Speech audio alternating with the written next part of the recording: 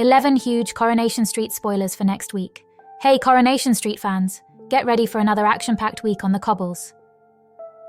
From August 12th to 16th, we'll see Dee Dee getting suspicious about Joel's behavior, while Rowan tries to tighten his grip on Leanne. And just when you thought things couldn't get more intense, a misunderstanding sets Steve and Cassie on a collision course. You won't want to miss a single moment of the drama, so hit that subscribe button and join us here on Episode Whisper for all the latest spoilers, updates and more. Let's dive in. 1. Dee Dee has suspicions about Joel. Dee Dee spots a notification on Joel's laptop that invites him to rate his recent experience at Belfast Airport. Curious, Dee Dee quizzes her fiancé. Dee Dee is unaware that the real reason the flight was booked was to get Lauren out of Weatherfield before she revealed Joel's lies. Hoping to pull the wool over Dee Dee's eyes, Joel makes out that he was meant to visit Belfast for work, but the trip got cancelled. 2. Dee Dee receives a warning from Emily. Dee Dee gives Emily a fairy charm for Maeve's bracelet and invites Maeve to be a flower girl at the upcoming wedding. However, Dee Dee is confused when Emily reveals that Maeve doesn't own a charm bracelet. Viewers know that Joel lied to Dee Dee about Maeve's bracelet to evade suspicion about a jewelry receipt Dee Dee found. Dee Dee is taken aback when Emily reveals that Joel is still paying rent on his old flat and warns her to be careful. 3. Dee Dee decides to play detective. Dee Dee's suspicions are growing by the minute. After Emily's warning, she's more determined than ever to uncover the truth about Joel. She can't shake the feeling that something isn't right, so when she gets back home, she can't resist the urge to dig deeper. She knows she shouldn't, but the curiosity is eating her up inside, so she decides to take a peek inside Joel's briefcase. What she finds only fuels her fears. There, hidden among his things, are the keys to his flat. That tiny discovery sends her mind racing with possibilities, each one worse than the last. With her heart pounding, Dee Dee feels like she has no choice. She grabs the keys, heads over to Joel's flat and lets herself in. The silence of the empty space is almost deafening, and every corner seems to hold a secret.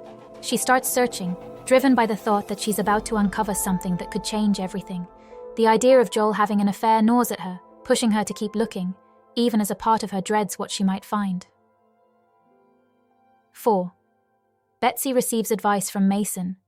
Mason's been on edge ever since Betsy let slip that she's got herself tangled up in something serious, blackmailing a criminal no less.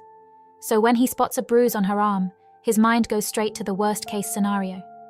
He's worried sick and can't help but think that the man she's involved with is behind it. Mason can't just stand by and do nothing, so he pushes Betsy to come clean, urging her to tell her mum what's really going on before things spiral even further out of control. But Mason's not just worried about the physical harm, he's also concerned about the secrets Betsy's been keeping.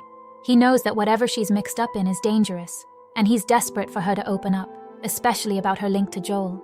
The question now is, will Betsy finally trust Mason enough to spill everything, or will she continue to keep her connection to Joel under wraps? The tension's rising, and it's only a matter of time before the truth comes out. 5. Nick receives worrying news about Toya. Amy's determined to put her inheritance to good use, and she's set her sights on the Institute's new resource center as the perfect opportunity. She's ready to move forward with the investment, but there's one catch. Ken needs to give the green light before any money changes hands. Amy's confident about her plans and tells Leanne that it's just a matter of getting Ken's approval. To her, it seems like a solid way to honor Deirdre's legacy and do something positive with the money she's been entrusted with. But not everyone is as sure about this decision. Audie, in particular, can't shake the feeling that Amy might be rushing into something that could backfire. He's genuinely concerned that she hasn't fully thought through the risks involved. Audie's not trying to rain on her parade, but he's worried that if things don't go as planned, Amy could end up losing Deirdre's inheritance, a responsibility that should be handled with care. He decides to speak up, urging Amy to slow down and reconsider before she commits to such a big move.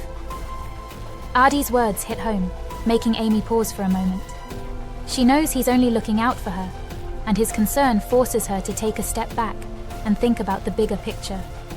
It's a tough spot for Amy, caught between wanting to make her mark with a meaningful investment and the fear of making a decision she might regret. Whether she listens to Audie's advice or presses on with her original plan remains to be seen. But one thing's for sure. This isn't a decision she can afford to take lightly. 7. Rowan is frustrated at Leanne's new priorities. Rowan informs Leanne about Amy's investment decision, but is shocked when Leanne brushes him off. Leanne tells him that she's on her way to visit Toya, and Rowan fears that he's beginning to lose his grip over her. Meanwhile, Nick reveals to Toya that he loves her and is preparing to break the news to Leanne. Before he can act, Nick receives another threat from Rowan demanding the $20,000 investment, or Rowan will tell Leanne everything. Later, Simon invites Leanne to visit him in Rotterdam, just as Rowan tries to win back her attention by fast-tracking her to level 8 at the Institute. Leanne is torn, but Nick urges her to visit Simon. 8. Cassie gets her wires crossed. Cassie is excited when Steve invites her to an evening of classical music in the park and assumes that he's taking her on a date.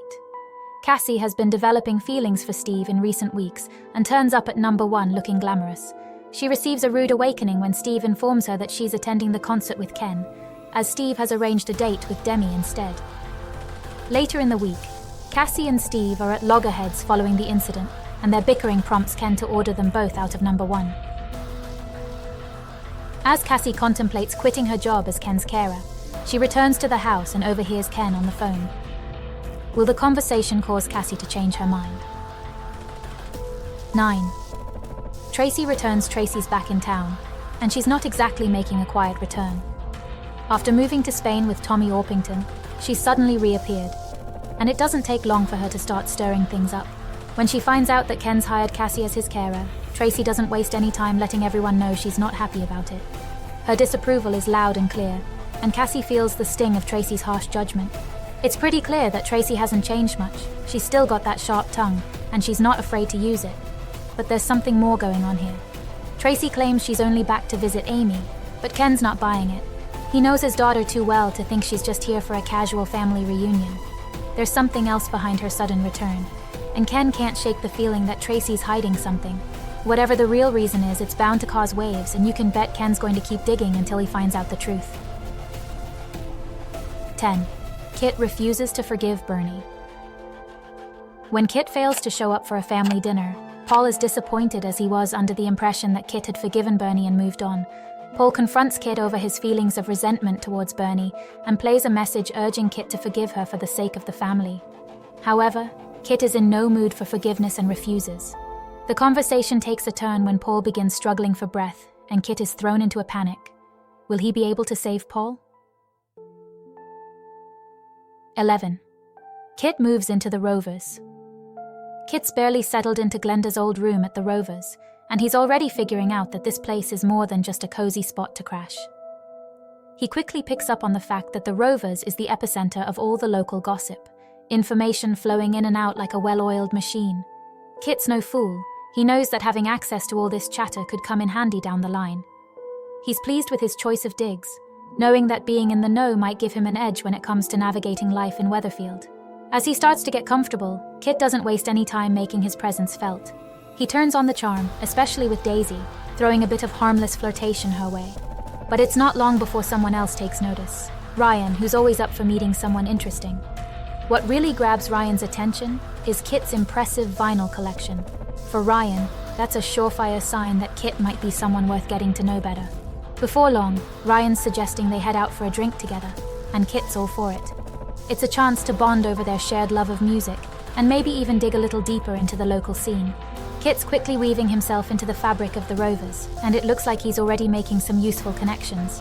Whether it's for friendship or something more strategic, Kit's clearly settling in just fine. And that's a wrap on this week's Coronation Street spoilers. It's clear there's no shortage of drama coming our way, and I can't wait to see how all these twists and turns play out. From Dee Dee's growing suspicions to Tracy's explosive return, the cobbles are about to get even more chaotic. If you enjoyed the video and want to stay in the loop with all the latest Coronation Street updates, make sure to hit that subscribe button and give this video a thumbs up. Your support helps us keep bringing you all the juicy spoilers you love. Thanks for watching, and I'll see you next time on episode Whisper.